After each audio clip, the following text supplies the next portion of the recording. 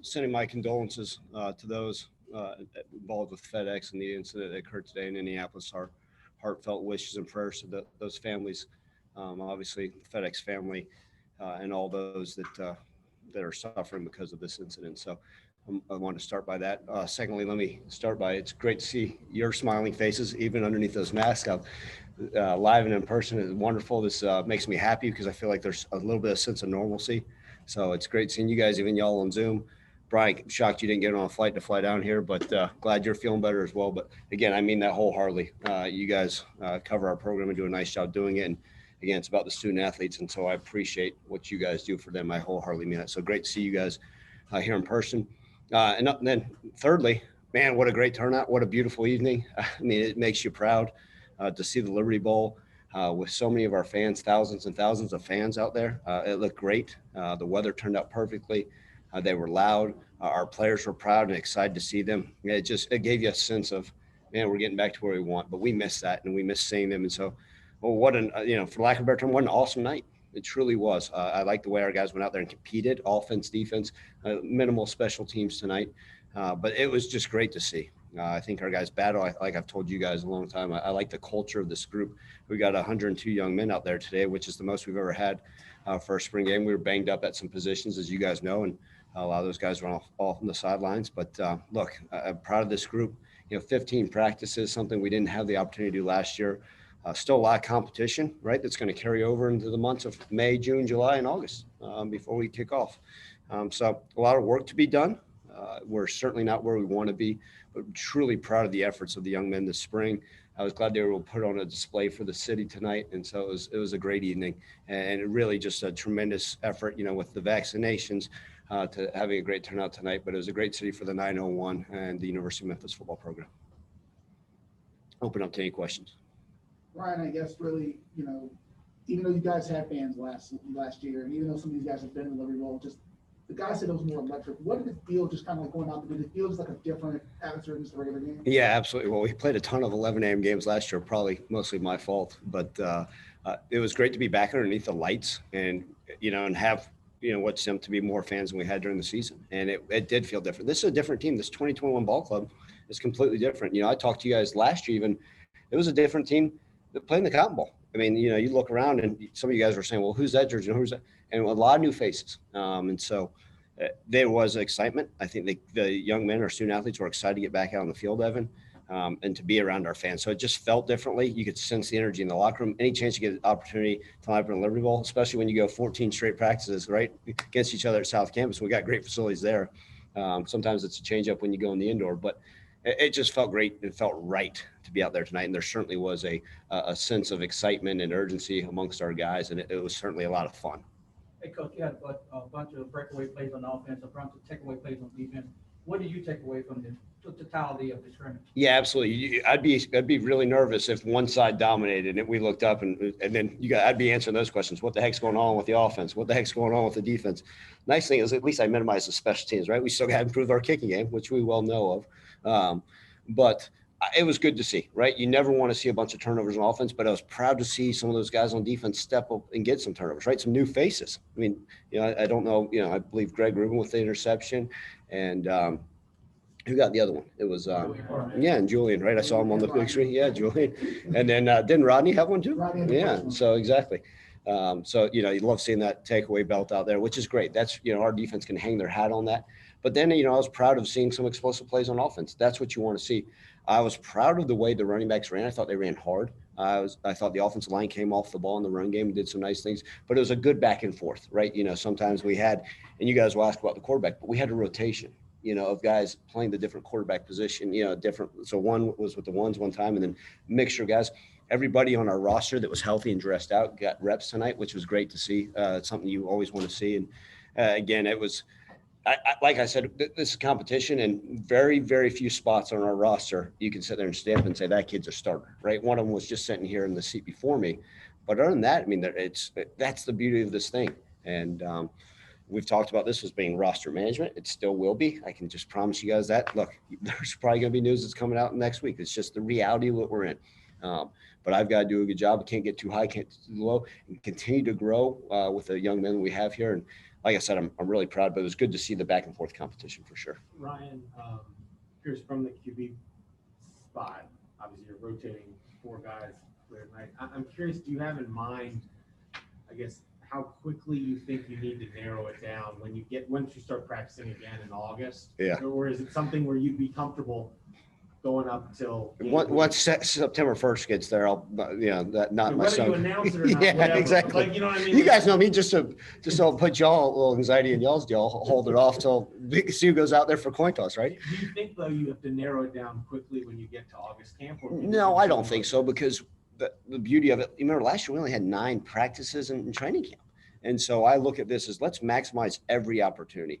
This year we'll get our normal practice times, how many we can. And we got to take advantage of that. And those reps are great for everybody because everybody's new to this system, right? Even though Keelan Brown was a part of it, right? He's got to get those reps, right? Grant, Seth, Peter, it's all continue to be the more live bullets they can get, the better. And that's the reality. Look, if a guy steps up and it's August 20th and we feel like we got our guy, sure, because it makes sense. Hey, they need to get the reps with the timing with the wide receivers, the tight ends, the backs, all those things, protections. But reality, I can't give you that exact answer. Do I want to have that answer August 1st? No, because that means something crazy happened, in the off season. We're going to continue to work with them in June and July and do as much film as we're allowed to by the NCAA rules. But the reality of it is I can see it going pretty far into training camp. How would you grade kind of like, I guess if you want to grade, but just kind of what did you like about them, again, being in this position for the first time, being in Louisville? What did you like about what they did, and maybe what would need to be worked on? Yeah, let me start with what they need to be worked on. The turnovers, we can't have those, right? Look, just 3 interceptions is not good enough. We can't have any turnovers. The ball can never be on the ground, whether it's a quarterback or a running back or anybody touches it, snap. That's inexcusable, and we won't win games with turnovers. Okay. But what I liked is for all those guys, it was really the first time under the lights, under the Liberty Bowl, and nothing seemed too big for them. They all seemed confident. I think they all had a firm understanding of the offense, which is huge to me. It wasn't out there like we went out there and someone's like, they look lost. I don't think anybody can sit there and say, oh, this guy looks like it's too bright for him. So that was what I was proud of. I think that, look, we got 4 guys that are all capable. I truly believe that, and that was a great thing to see. Hey, the back and forth, nothing was too big for them. We got to clean up things. I think they're all continue to gain better understanding of this offense and be able to play faster, right? And once you better understanding, play faster, be able to communicate better, all those things come hand in hand. But I thought it was a nice effort by them, at least being out there in the stage not being too big, even though you'll say it's just a spring game. But, man, that's the next big thing for us. This was our biggest thing that we've been since the bowl game, especially this opportunity for all those guys. So. Running back you kind of mentioned was Brandon Thomas. This is our kind of first 1-7. Just how impressed were you by how he just ran hard tonight? He runs hard, and he's got sneaky speed, but he is built like a rock. He looks like I did at that age. Just kidding. But he runs hard, and that's what's pleasing to see. And you want to see a young running back that's going to hit the hole. We've seen it. We all know. We see an 18-year-old that starts. That ain't going to be it. It ain't going to happen. Move on to the next guy. But he's willing to hit it and hit it hard. We got to continue to work on his vision, ball security, right? They said he was down, but, man, ball can't ever – and that's one of those things he's got to continue to improve upon. He was a guy that, I did mention that I think he's a good young running back. But I think all the running backs ran hard tonight. I mean, you can't tell me that Drake Clark, he hit it and get it. And, Markevius Weaver, Cam Fleming coming back off that devastating injury. It's just great to see him out there. Gabe Rogers, who had an excellent spring. We were excited about him. He was sidelined with an injury, nothing long-term, so he'll be fine. But he was on the sideline. I know some of you guys were wondering where he was. He was actually on our sideline in Jersey, so I don't know if y'all saw him with that. So excited about that group. And, same question that I'm about to get.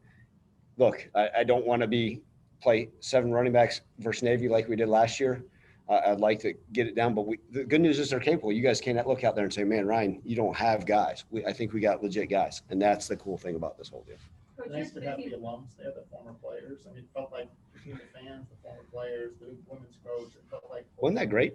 Yeah, I mean, if you think about the not only the current NFL players that we had, I mean, that's a roster of a who's who of current NFL players. It's great that they wanted to come back, be a part of this, see their brothers, just see what was going on. A lot of them stopped by the facility. We've been fortunate to have former players come and talk to our guys.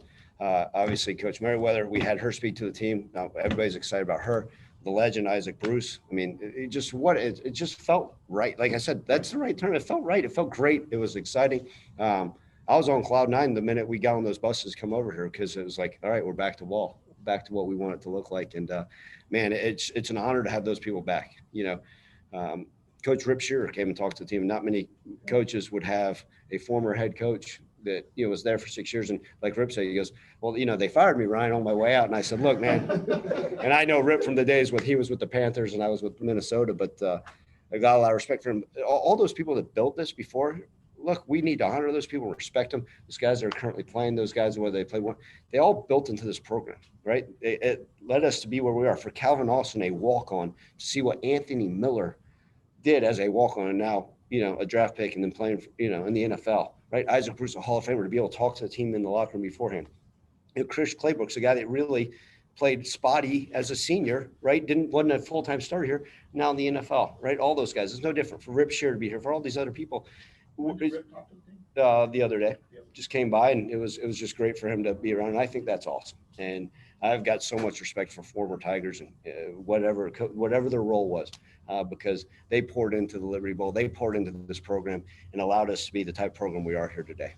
Ryan, obviously you're enjoying every day that you have as a coach, but with everything last year, the enjoyment's a little harder to get to past everything else you have to get to first. Do you feel like you're just genuinely enjoying what you're doing right now? The way you're talking about all these former players, the way you're talking about the spring game right now. Yeah, I mean, you guys, it's been a while since y'all see me with a smile on my face. It's I got to tell our guys all the time. I said, I just want to get back to coaching, because it's been a lot of other stuff, and that's part of my job. And I think we've seen throughout college football, head coach's job is it's evolutionizing, right? For lack of a better term, I don't know if that's a damn term, right? But it continues to change, because what we have to do with roster management, different things with the portal, constantly making sure our own guys are good. That's all just part of this, what we're dealing with. And to be able to just get out there in between the white lines, not have to worry about anything, and just watch the guys play ball, man, that was fun. And it's a lot of excitement, because what we went through, that was a lot of adversity. I mean, you think about it, I made a mention on the radio the other day that, everyone said, man, you went from the Cotton Bowl as your first game to straight into the pandemic and social injustice, all those things that you and the team and everybody's dealing with. And to me, that was a lot of adversity, but I had to grow from it. I'm going to have to continue to grow and learn as a head coach in our program. And as I learn it, I have to make a positive impact on our players. And that will never end, right? As long as I'm the head coach here, that will never end, what I got to do to be able to pour into our guys, because of all those things we learn. But sometimes it's nice not to have as much adversity going on. Let me be honest with you, and be able to catch our breath, be able to go play football. And that's kind of felt like we were able to do a little bit this spring. Kind of going off of that, with having 15 practices just this spring, not having it last year, how much easier does that make the summer months going into August and what you're able to do and move forward? Yeah, to be honest, I count it as a blessing every day, Cassie, that I get to walk in and just see the guys, here are my sons, here are the guys I get to see. So that's in itself is wonderful. But then to be able to get the practice in, at least you have an understanding of what you have. We rolled into these, whatever they were, OTAs last year, right, with social distancing practices. The first time they were able to work out, there's 10 on a field at a time, and then another 10 200 yards away. It was just totally bizarre. So you never really knew what you had. We have a better understanding. We're going to spend these next few weeks as a staff continue to discuss our personnel, because that's what this is. We're discussing our personnel, our student athletes, what we have, what we're capable of. Hey, what kind of offense are we, right? What are we going to be on defense? Where can we continue to change things on special teams so we can execute at a high level? But I feel much more comfortable, not as much angst for, going into this whole deal, and excited knowing that, hey, they can really focus on what they need to do in the weight room, strength and conditioning this summer, in their summer months and their summer school, and then get ready and hopefully for a normal training camp and be able to get after it. So absolutely. And this isn't a leading trying to get a quarterback answer, but just Keelan looked like he had a different level of confidence, different level of understanding. For you, is there a balance there of expecting like, hey, he's been here a year, he should have that, versus, where he is and evaluating him against everybody else? You're exactly right, Clayton. I think that's part of it. I think having, Keelan is one of the few that actually, and there was a limited number, he actually took snaps as a Memphis football player in a Memphis football jersey that was allowed to last year. And I think that does make a difference, right? He had a full, season in essence, almost, of learning this offense, getting the reps, live reps. Peter was on our roster last year, but because he was ineligible, You got a lot of the scout team reps and those things. So you can say, well, he still had the opportunity to learn the offense. Well, it's a completely different deal when you're on a different field.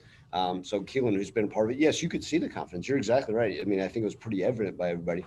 And how do I compare that? Look, I'm taking them all. They all have a blank slate, and we're just seeing where they are, shaking up the dice and see where they are. And so I don't sit here and say, well, he should. I mean, they're all at the same level, and I certainly won't compare them to, Brady White.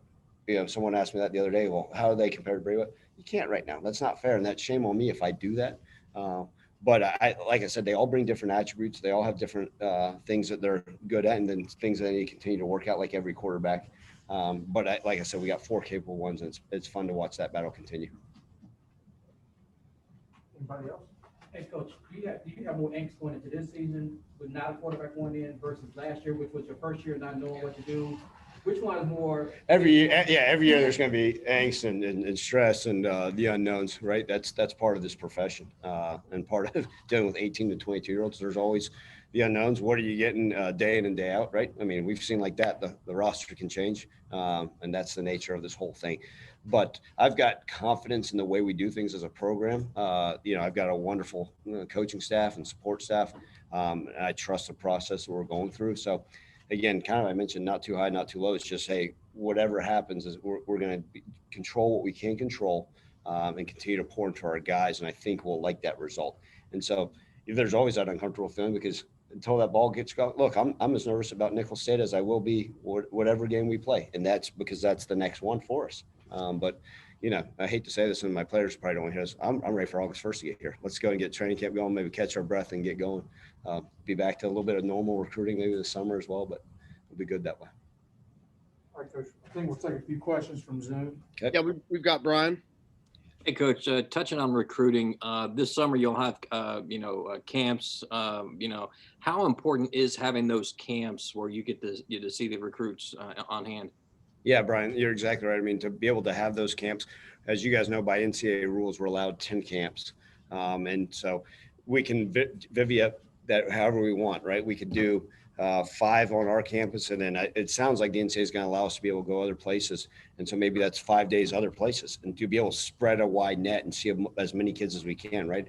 And we can even do that. We could even have, 5 on our campus, and at the same point, there may be a day, hey, I need to send Mike McIntyre down to Texas to go watch a kid that's at another camp that couldn't make it to ours that day because that counts as one of them. So it's going to be a great time to evaluate. We work our tails off in recruiting to try to make sure we're seeing the right guys.